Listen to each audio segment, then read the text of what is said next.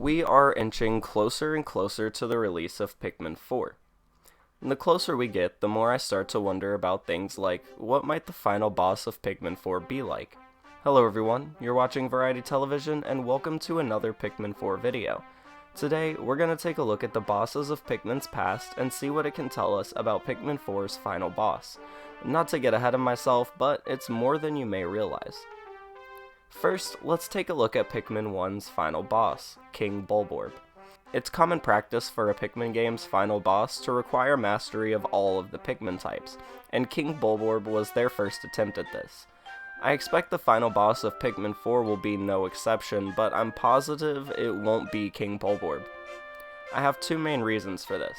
The first is that in Pikmin 1, you have the three starter Pikmin, red, yellow, and blue, that's all.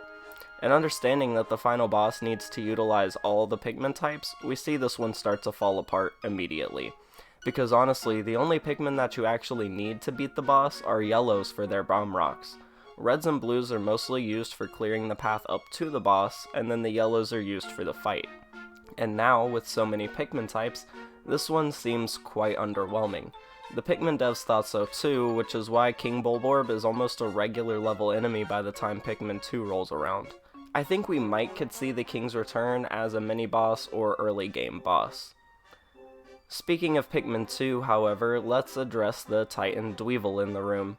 This one is the first boss to utilize needing all Pikmin types the right way. It's a giant Granddaddy Longlegs looking bug with heavy weaponry strapped all over it.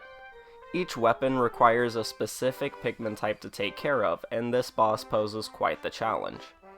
A little too much of a challenge if you ask me. Maybe I just need to get good, but does anyone else feel like Pikmin 2 is a bit too hard, while Pikmin 3 is like way too easy? Let me know. But I digress. The Titan Dweevil is a more likely candidate than King Bulborb because it's actually a threat in modern Pikmin. However, Olimar and the President do a pretty good job of taking this one out, so I doubt we'll be seeing this specific Titan Dweevil anytime soon. Just like with King Bulborb, it's entirely possible that we see another Titan Dweevil, as it is a species of creature and not just one. I think the specific one from the ending of Pikmin 2 will not return, but maybe a toned down relative of the Titan could appear as a mini-boss or mid-level boss right after you get the first 5 Pikmin types. Okay, I hear you. These are enemies that we've defeated in the past. It's nothing new, and obviously they won't return. They've been defeated. And that's fair, but have you considered the Plasm Wraith from Pikmin 3, or the Leech Hydro from Hey Pikmin? Well, let's look into these candidates next. At the end of both of their respective games, neither the Plasm Wraith or the Leech Hydro are actually taken out. While they are defeated temporarily, they are shown in later cutscenes to still be alive, meaning both are active threats on PNF 404. And just in case you aren't familiar with these two, both are gelatinous blob creatures with a fondness for holding things captive. The Plasm Wraith is a blob of gold jelly who loves taking Olimar hostage, while the Leech Hydro is a gooey cylinder of green jelly that likes parasitizing plants. Both actually still pose a threat on PNF 404, and I think it's possible we could face off with either of them during the game. It's also possible that the Leech Hydro somehow parasitizes the Plasm Wraith and becomes an extremely tough duo that's bent on keeping Olimar planetside. Like I said, it's possible, but is it likely to be our final boss?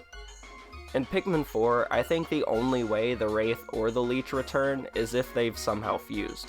While Pikmin tends to nod to its predecessing games, it never has reused final bosses.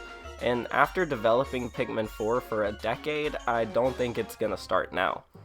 A fusion of the Wraith and the Leech, which I'm formally dubbing the Berserk Wraith Hydro by the way, would fit the formula pretty well. It's a nod to the previous games, bringing in two familiar bosses from the past, but it's also something entirely new, seeing them as one entity.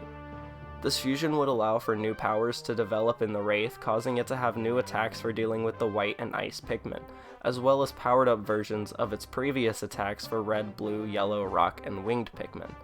This would also tie up nicely the endings of Pikmin 3 and Hey Pikmin, which personally I would just appreciate. And I've said all that to say this, however, while we may see something like King Bulborb return as an enemy, or the Titan's relatives coming to avenge its falling, it is most likely that we'll get something entirely new in Pikmin 4 for the final boss. Maybe a Plasm Wraith fake out, only to reveal the true final boss, or something like that. And while I would love for the Berserk Wraith Hydro to make its debut here, I'm not sure how likely that is. Let me know what you guys think about the Berserk Wraith Hydro down below. And while you're at it, consider leaving a like or subscribing if you've made it this far. And that's really all I have for this one, so thanks so much for watching, but stay tuned because Variety Television will be right back.